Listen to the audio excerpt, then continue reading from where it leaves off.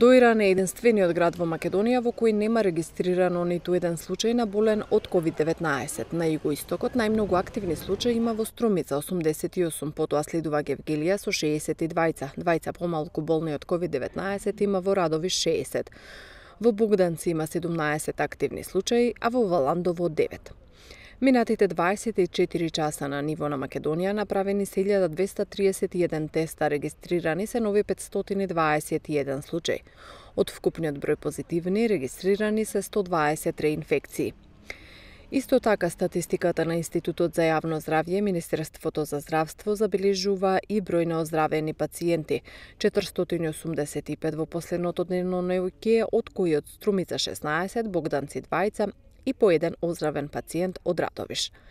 Во текот на 24 часа пријавени се и две починати лица, 78 годишник од Скопје и 48 годишник од Струга. До сега во земјата направени се вкупно 2.139.217 тестирања на COVID-19. Вкупната бројка на COVID диагностицирани во нашата земја од почетокот на епидемијата изнесува 336.560.